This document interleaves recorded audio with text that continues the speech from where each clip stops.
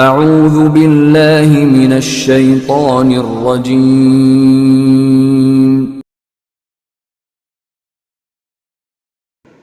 ان الحمد لله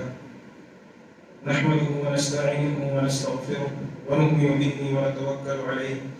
ونعوذ بالله من شرور انفسنا ومن سيئات اعمالنا من يهده الله فلا مضل له ومن يضلل فلا هادي له وأشهد أن لا إله إلا الله وحده لا شريك له وأشهد أن محمدا عبده ورسوله فقد قال الله تبارك وتعالى في القرآن المجيد والفرقان الحميد أعوذ بالله السميع العليم من الشيطان الرجيم بسم الله الرحمن الرحيم يا أيها الذين آمنوا اتقوا الله حق تقاته ولا تموتن إلا وأنتم مسلمون يا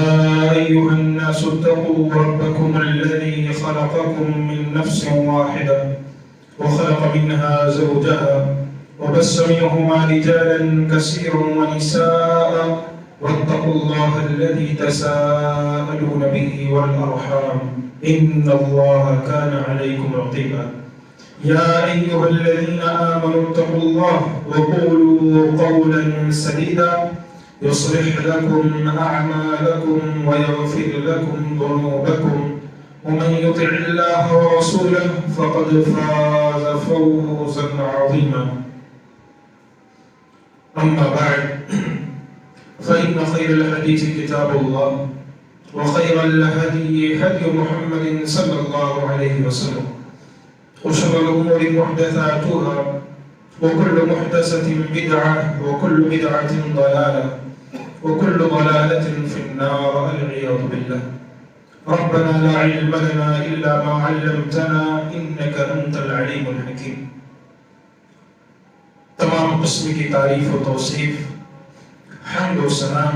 کبریائی بڑائی بزرگی اللہ وحدہ لا شریک کے لیے درود و سلام ہو تمام انبیاء کرام پر خصوصاً امام اکرم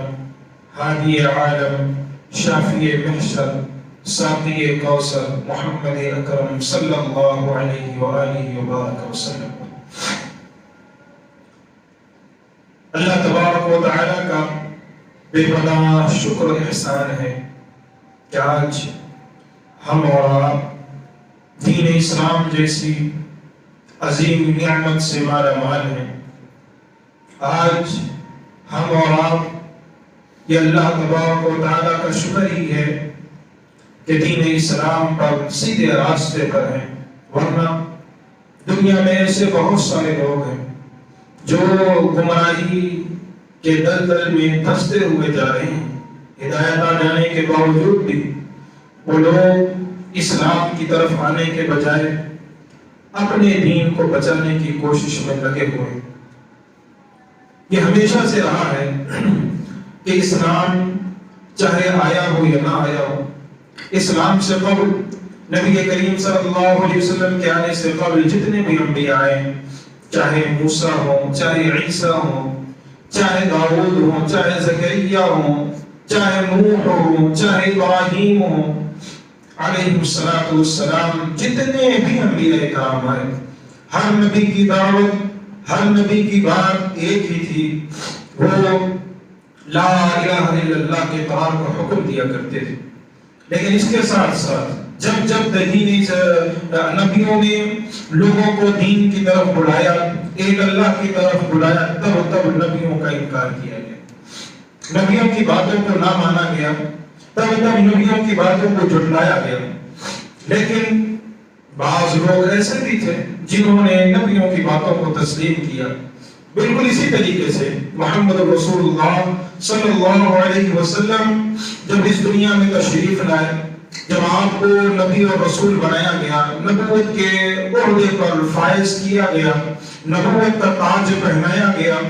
تو اللہ کے رسول صلی اللہ علیہ وسلم نے لوگوں کو دعوت دین کی طرف رغبت دلائی، لوگوں کو دین کی دعوت دی، لوگوں کو اسلام کی طرف بلایا، لوگوں کو قرآن و سنت کی طرف بلایا. لیکن ایسے موقع پر آپ کے اپنے بھی دشمن ہو گئے، غیر بھی دشمن ہو گئے، خاندان والوں نے بھی مارا، غیروں نے بھی تکلیفیں دیں، یہ سمجھ لیں کہ دین اسلام کے راستے پر مصائب و مشکلات کے پہاڑ کھڑے ہو گئے تھے۔ لیکن ایسے موقع پر صحابہ کرام جیسی عظیم شخصیات ایک ستون بن کر، ایک پہاڑ بن کر، ایک عزم مصمم بن کر اصحاب رسول صلی اللہ علیہ وسلم کی یہ جماعت اللہ تبارک و تعالیٰ کے معزز نبی محمد رسول اللہ صلی اللہ علیہ وسلم کے سامنے کھڑے رہے، ڈٹے رہے، مقابلہ کرتے رہے، پیچھے نہیں ہٹے۔ نبی کریم صلی اللہ علیہ وسلم کے ہر فرمان پر اپنی گردن کو جھکا دینا یہ ان کا معمول تھا، نبی کی ہر بات کو تسلیم کر لینا یہ ان کی عادت تھی۔ نبی کے خلاف اگر کوئی شخص اپنی زبان کھولتا تھا تو اس کی زبان کو کاٹ دینا یہ ان کا شیوا تھا۔ نبی کریم صلی اللہ علیہ وسلم کی جب بات آ جائے تو اپنے بڑوں کی، چھوٹوں کی اور غیروں کی باتوں کو سامنے لانا یہ ان کے لیے بڑی بات تھی۔ یہی وجہ تھی کہ وہ دین اسلام کے لیے ایک مضبوط ستون بن گئے تھے، دین اسلام کے لیے ایک مضبوط پہاڑ بن چکے تھے، ایسے پہاڑ جس کو توڑنے کے لیے خوارج جیسے شخصیات جاگی، جس کو توڑنے کے لیے شیعوں نے جی توڑ کوشش کی، جس کو توڑنے کے لیے یہودیوں نے باقی کوشش کی، جس کو توڑنے کے لیے عیسائیوں نے اپنی جان کی بازی لگا دی، لیکن دین اسلام کی یہ سپاہی، دین اسلام کی یہ مرد مجاہد، دین اسلام پر یہ چلنے والے نبی کی سنتوں کی خلاف ورزی کو کرنا دور کی بات ہے، نبی کی سنتوں کو تو چھوڑنا دور کی بات ہے۔ نبی کی سنتوں کے خلاف کوئی زبان کھولتا تھا تو اس کی زبان کو کاٹ دیا کرتے تھے، یہ عادت، یہ شیوا تھا ان کا۔ کیوں نہ ہو، قرآن مجید نے کیا کہا، وَمَا آتَاكُمُ الرَّسُولُ فَخُذُوهُ وَمَا نَهَاكُمْ عَنْهُ فَانْتَهُوا، تمہیں رسول جو دے اس کو لے لو، جس چیز سے روک دے اس سے رک جاؤ، جس چیز سے تم کو رسول روک دے اس کی جانب مت بڑھو، اور رسول تمہیں جو دے دے اس کو لے لو۔ لیکن افسوس کی بات ہے آج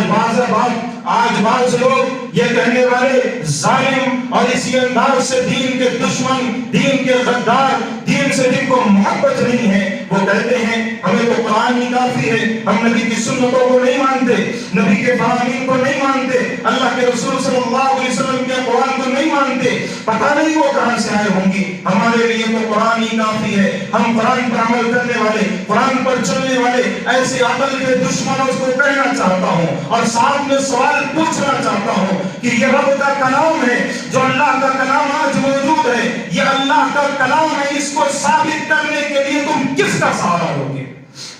پہلے یہ تو بولو، اگر تم کہو کہ اللہ کا کلام ہے، اللہ نے خود قرآن میں کہا ہے، پہلے یہ ثابت کرو یہ قرآن مجید ہے۔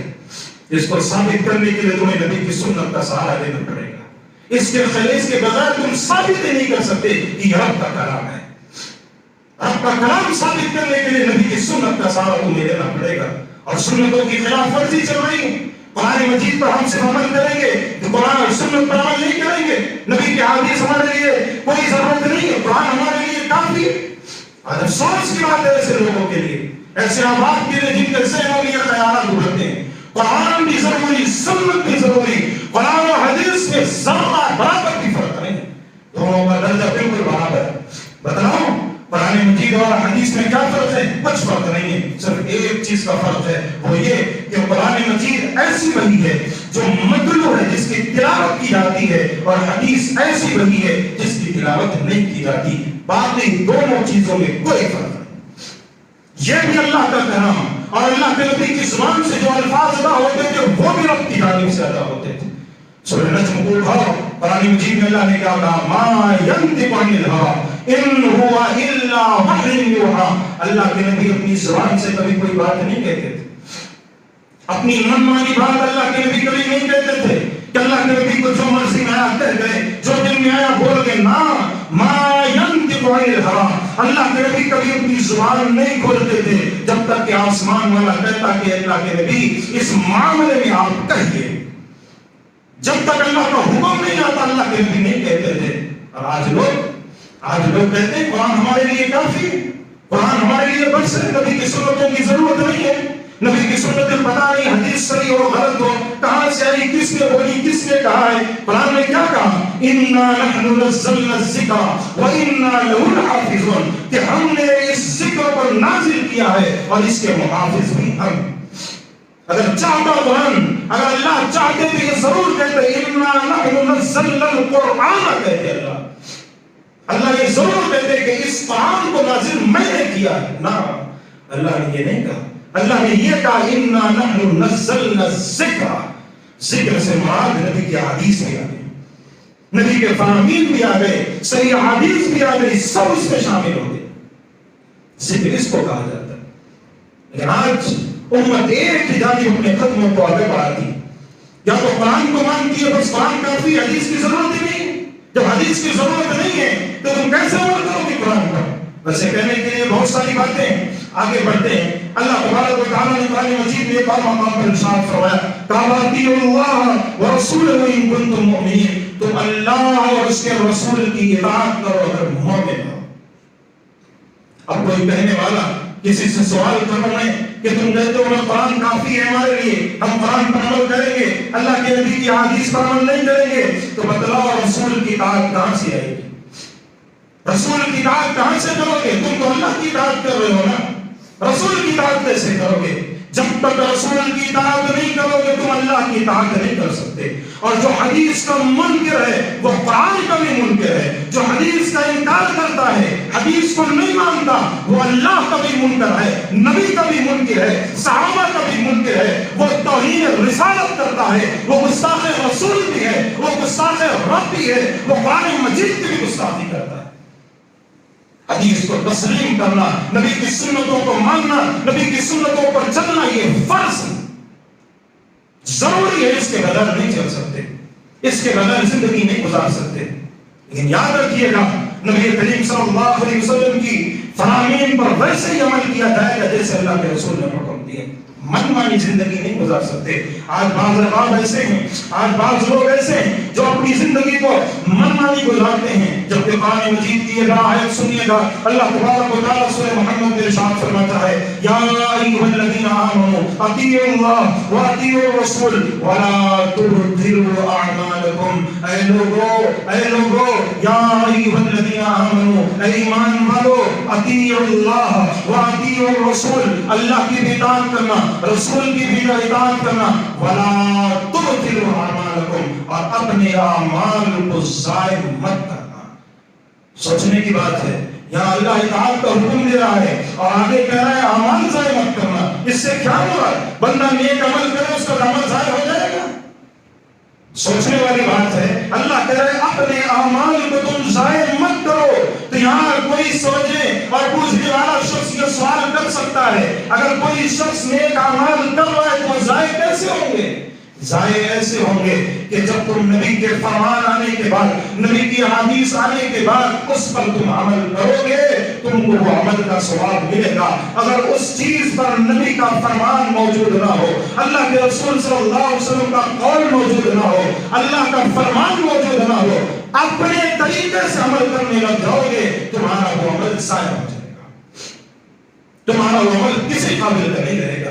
اپنے طریقے سے جب بندہ عمل کرنے کے لیے بیٹھ جاتا ہے نا تو عمل سب ضائع ہو جاتے ہیں۔ بالکل اسی طریقے سے جیسے آج لوگ چھلے چھٹیاں اور نہ جانے 11ویں 12ویں 13ویں یہ سارے کچھ مناتے ہیں، نہ نبی کا فرمان اس پر ہے، نہ اللہ کا فرمان اس پر ہے، نہ اللہ کے رسول صلی اللہ علیہ وسلم نے کبھی اس بات کا حکم دیا ہے۔ اس کا مطلب یہ ہوا کہنے کے لیے نیک کام کر رہے ہیں، 11ویں منا رہے ہیں، 12ویں منا رہے ہیں، کہنے کے لیے کھانا کھلا رہے ہیں، غریبوں کی مدد کر رہے ہیں، کہنے کے لیے لوگ جلوس پر نکلتے ہیں، لوگ جو ہے گھروں سے لوگوں کو نکال کر چھلے چھٹیاں اور 40واں 20واں کرانے کے لیے نکلتے ہیں، لیکن اس پر نبی کی حدیث نہ موجود ہونے کے بنا پر وہ عمل باطل ہے، وہ عمل قابل قبول نہیں۔ اسے کہا جاتا ہے وَلَا تُبْطِلُوا أَعْمَالَكُمْ، اپنے اعمال کو ضائع مت کرنا۔ محنت پوری کی، طاقت پوری لگائی، لیکن عمل کا ثواب نہ ملا، عمل کا ثواب نہ، بالکل کیوں؟ کیونکہ نبی کی حدیث پر عمل نہیں کیا گیا، نبی کے فرامین پر عمل نہیں کیا گیا۔ افسوس کی بات ہے کہ آج امت مسلمہ کا ایسا گروہ، ایسا فرقہ ہے جو یہ سمجھتا ہے کہ ہم کیا غلط کر رہے ہیں، اگر ہم 11ویں مناتے ہیں، اگر ہم 12ویں مناتے ہیں، اگر ہم جو ہے چھلے چھٹیاں مناتے ہیں، اگر ہم فلاں 40واں 30واں 30واں 100واں جو بھی مناتے ہیں، اگر ہم یہ مناتے ہیں تو غلط کیا کر رہے ہیں؟ وہ میرے بھائی غلط کچھ نہیں کر رہے ہو، صرف اتنی غلطی کر رہے ہو کہ اللہ کے رسول صلی اللہ علیہ وسلم کی خلاف ورزی کر رہے ہو، باقی کچھ غلط نہیں کر رہے ہو، باقی تم میں کوئی غلطی نہیں ہے، صرف اتنی غلطی ہے کہ تم نبی کی سنتوں کی خلاف ورزی کر رہے ہو۔ کہنے والے کہتے ہیں، آج سوال کرنے والے سوال پوچھتے ہیں، اور بڑے بڑے جو ہے مولوی بنے بیٹھے ہیں، بڑے بڑے عالم بنے بیٹھے ہیں، اپنے گدیوں پر بیٹھ کر یہ سوال پوچھتے ہیں۔ کوئی پوچھنے والا ان سے سوال کرے کہ بھائی عید میلاد تو نبی سے ثابت نہیں ہے، 11ویں 12ویں نبی سے ثابت نہیں ہے، وہ گدیوں پر بیٹھ کر عقل کے دشمن، دین کا الف اور با پتہ نہیں ہے، وہ بیٹھ کر کہتے ہیں بھائی اللہ کے نبی نے تو روکا بھی نہیں ہے نا، اللہ کے نبی نے تو روکا بھی نہیں ہے نا، اللہ کے نبی نے تو 4 سجدے نماز میں کرنے سے روکا بھی نہیں ہے نا، اللہ کے نبی کریم صلی اللہ علیہ وسلم نے ظہر کی 4 کے بجائے 5 پڑھنے سے روکا بھی نہیں ہے نا، پڑھتے کیوں نہیں؟ پڑھتے کیوں نہیں تم؟ کیونکہ تمہیں پتا ہے کہ نبی کریم صلی اللہ علیہ وسلم نے صرف 4 پڑھی تھی، تو اسی انداز سے نبی نے 11ویں 12ویں 13ویں چھلے چھٹی نہیں منائی تھی، نہیں منائی تھی۔ یہ اصل حقیقت ہے، اس پر عمل کرنا ہے، ورنہ انسان سنتوں کی خلاف ورزی کرنے پر لگ جائے۔ اس لیے اندازہ لگائیے گا، آج کسی کو حدیث سنا دینا، آج کسی کو نبی کا فرمان سنا دینا، کسی کو کہیں اللہ کے رسول نے یہ چیز ارشاد فرمائی ہے، یہ نبی کا فرمان ہے، یہ اللہ کے رسول کا قول ہے، کہتے ہیں مل صاحب آپ کی بات تو صحیح ہے لیکن ہمارے امام یہ بولتے ہیں، آپ کی بات سچی ہے ہمارے بڑے یہ بولتے ہیں، آپ نے صحیح کہا لیکن ہمارے بڑے یہ بات کہہ رہے تھے، وہ بھی تو غلط نہیں ہو سکتے نا، ان سے غلطی سرزد نہیں ہو سکتی نا، وہ وقت وقت کے علامہ ہیں، پوری دنیا دیکھو ان کو فالو کر رہی ہے، لاکھوں کروڑوں ان کے فالوورز ہیں، وہ کیسے ہزاروں لاکھوں کی پبلک میں جھوٹ بول سکتے ہیں، لوگوں کو بیوقوف کیسے بنا سکتے ہیں، ان سے تو غلطی نہیں ہو سکتی نا، آپ کیوں ایسا کہتے ہیں؟ آؤ ذرا حدیث سنتے ہیں، آؤ ذرا صحابہ کے اقوال سنتے ہیں۔ اللہ اکبر، عبداللہ بن عباس رضی اللہ عنہ بیٹھے ہوئے ہیں، عبداللہ بن عباس رضی اللہ عنہ کے پاس کوئی آتا ہے، کہتا ہے کسی تعلق سے کوئی سوال پوچھتا ہے، سوال پوچھتا ہے، اس کے بعد کیا کہتا ہے جانتے ہو؟ وہ کہتا ہے کہ ابو بکر اور عمر نے یہ بات ارشاد فرمائی۔ اس کے تعلق سے کہا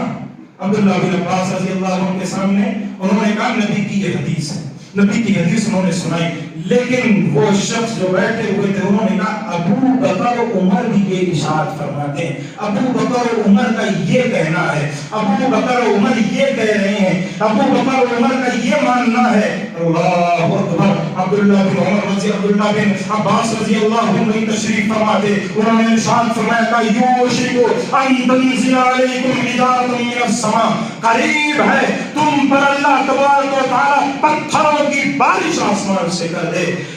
اس کے بعد انہوں نے کہا اقول قال رسول اللہ صلی اللہ علیہ وسلم، میں تم کو کہہ رہا ہوں اللہ کے نبی یہ ارشاد فرما رہے ہیں اور تم کہتے ہو ابو بکر عمر نے یہ کہا ہے۔ اللہ اکبر، کوئی معمولی صحابی نہیں تھے ابو بکر عمر، کوئی چھوٹی شخصیت نہیں تھی، وہ وقت کے خلیفہ گزرے تھے، وہ ایسے اتنے بڑے پائے کے صحابی، جلیل القدر صحابی، جو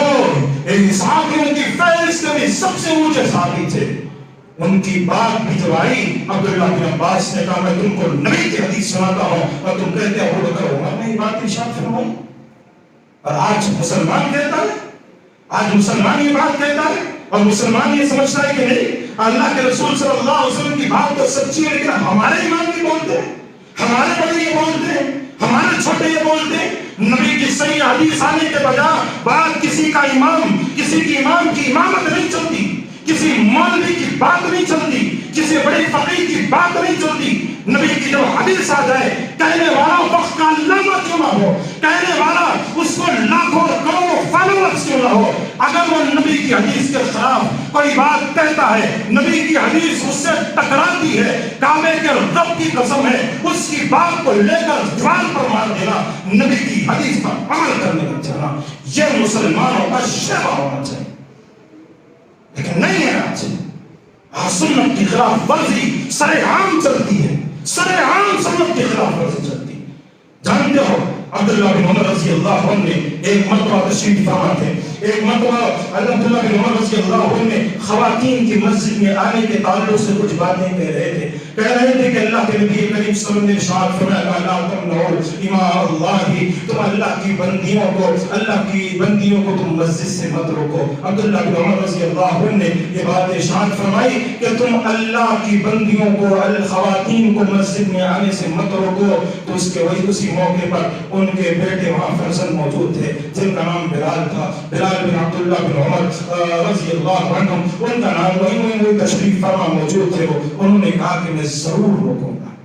انہوں نے کیا کہا؟ انہوں نے کہا میں ضرور روکوں گا۔ اور عبداللہ بن عمر رضی اللہ عنہ وہیں پر غصہ ہوئے، اپنے اس بیٹے کو ڈانٹا، اس بیٹے کو بہت کچھ بولا۔ اس کے بعد انہوں نے کبھی بھی پوری زندگی جب تک زندہ رہے اپنے اس بیٹے سے بات نہیں کی۔ کوئی بڑی لڑائی نہیں تھی، اس نے باپ کو پیسے یا باپ کو اس نے کچھ گالی نہیں دی تھی، والد کو کچھ برا بنا نہیں بولا تھا۔ اس نے یہ نہیں کہا تھا کہ بابا میں تم کو پیسے نہیں دوں گا، اس نے یہ نہیں کہا تھا کہ بابا تم میرے گھر میں مت رہنا، میں تم کو نکال کر باہر کر دوں گا۔ صرف نبی کی حدیث آنے پر اس نے اس شخصیت نے اپنی بات کی۔ عبداللہ بن عمر نے اسی وقت سے اپنے اس بیٹے سے گفتگو کرنا بند کر دیا۔ نبی کی سنتوں سے محبت کا یہ عالم تھا ان کا، نبی کی حدیث سے محبت کا یہ عالم تھا ان کا۔ اور آج ہم کو کتنا پیار ہے،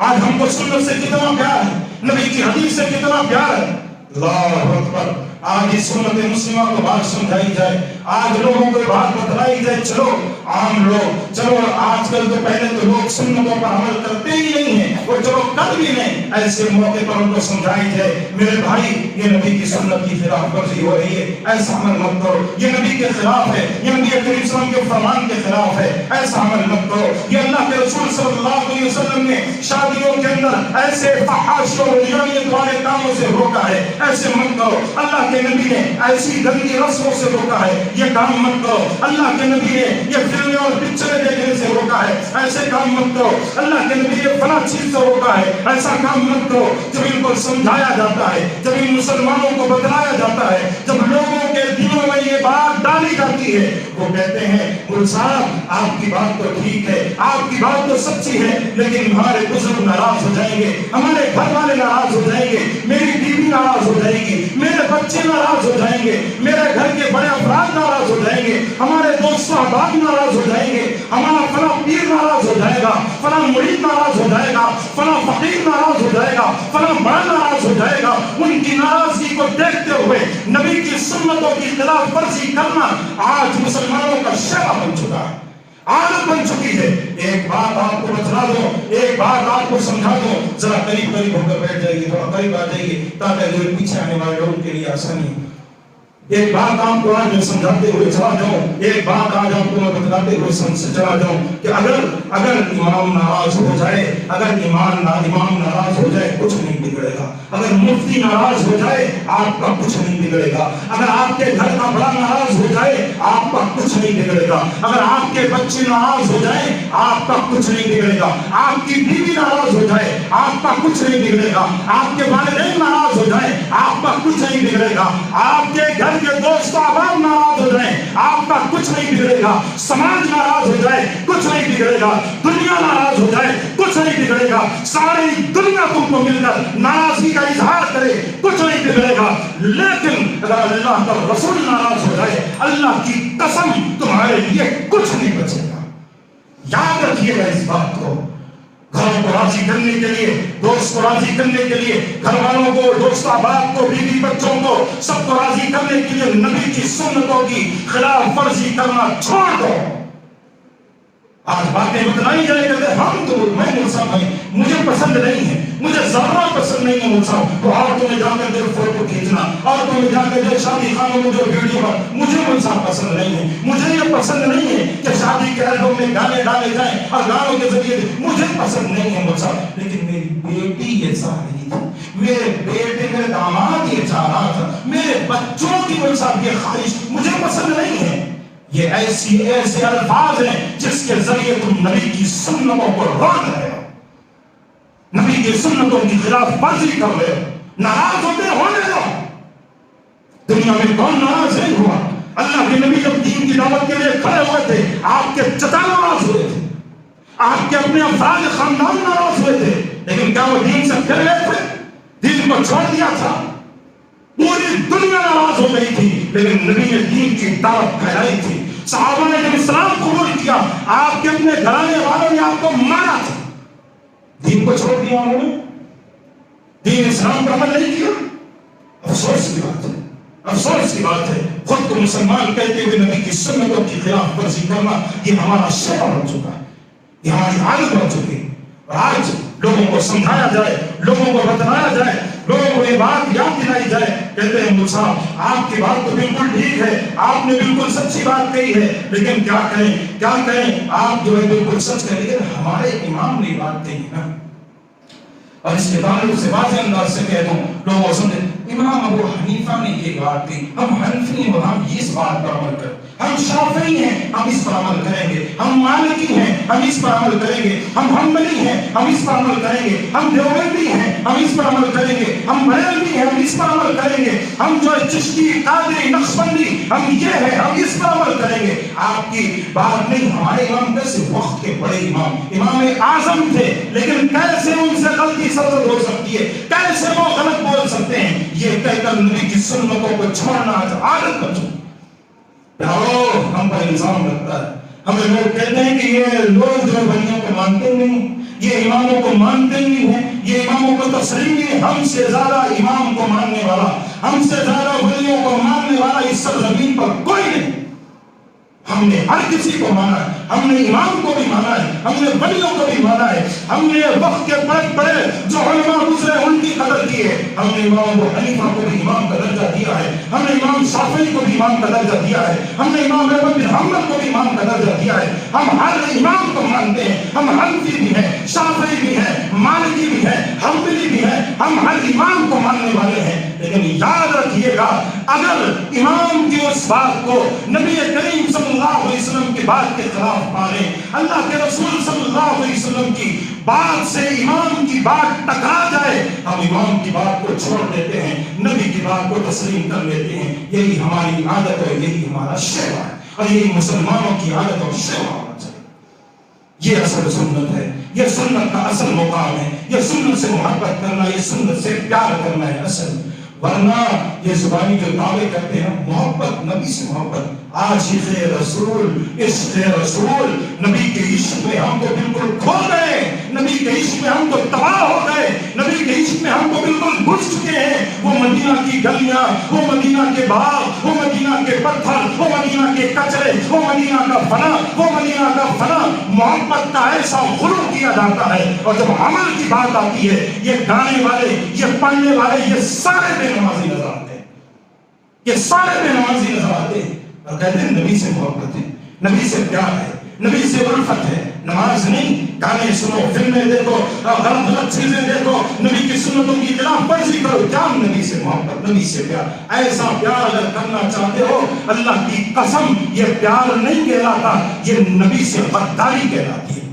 یہ نبی سے دشمنی کہلاتی ہے، یہ نبی کریم صلی اللہ علیہ وسلم کی گستاخی کہلاتی ہے۔ اس بات کو ہمیشہ یاد رکھیے گا۔ یہ بعض باتیں تھیں، وقت ہوتا جا رہا ہے، مختصر انداز سے میں نے آپ کے سامنے بعض باتیں رکھی ہیں، انشاءاللہ آئندہ جمعے کے خطبے کے اندر یہ اس موضوع کے تحت آگے جو ہے کچھ باتیں آپ سے کرنی ہے۔ مجھے امید ہے آپ تمام حضرات بخوبی تشریف لائیں گے اور سنیں گے انشاءاللہ۔ اس جمعے کے اندر سنت کا مقام میں نے آپ کے سامنے رکھا۔ آئندہ جمعے کے اندر منکرین حدیث جو حدیث کا انکار کرتے ہیں وہ کیا کہتے ہیں، اور اس کے خلاف علماء اہل حدیث اور علماء کرام کا کیا کہنا ہے، اس تعلق سے انشاءاللہ مختصر انداز سے آئندہ جمعے کے اندر کچھ باتیں آپ کے سامنے رکھوں گا، ضرور تشریف لائیے گا۔ بڑا اہم موضوع ہے، ان موضوع کو چھوڑ دینا، ان موضوعوں پر سننا نہیں، یہ بہت غلط بات ہے، کیونکہ حالات بہت بری طریقے سے بدل رہے ہیں۔ آج کون حدیث کا انکار کر رہا ہے سمجھ نہیں آتا۔ آج بڑے بڑے عالم بنے بیٹھے ہیں، لیکن ذرا باریک بینی سے ان کو غور سے دیکھو گے نا، ان کے یوٹیوب پر کروڑوں جو ہے سبسکرائبرز، فالوورز موجود ہیں، ذرا باریک بینی سے دیکھے وہ نظر آ جائے گا یہ منکر حدیث کا انکار کرنے والا ہے۔ اس لیے آپ کو یہ چیز سمجھنا اور اس چیز کو اپنے ذہنوں میں رکھنا بہت ضروری ہے، تاکہ کوئی شخص حدیث کا انکار کرے آپ کے سامنے، آپ کے پاس دلائل موجود ہوں کہ اس کے سامنے رکھ سکیں۔ اللہ سے دعا ہے اللہ جب تک تو ہمیں زندہ رکھ، امام اسلام پر زندہ رکھ، اور جب تو موت دے ہماری زبان سے کلمہ توحید لا الہ الا اللہ جاری فرما۔ اللہ ہم گنہگار و خطا کار ہیں، ہمارے گناہوں اللہ ہم کو معاف فرما، الہ العالمین تو ہم پر رحم فرما، اللہ ہم نے اپنی نفسوں پر ظلم کیا ہے، الہ العالمین تو ہماری بخشش فرما، آمین۔ وآخر دعوانا ان الحمد للہ رب العالمین۔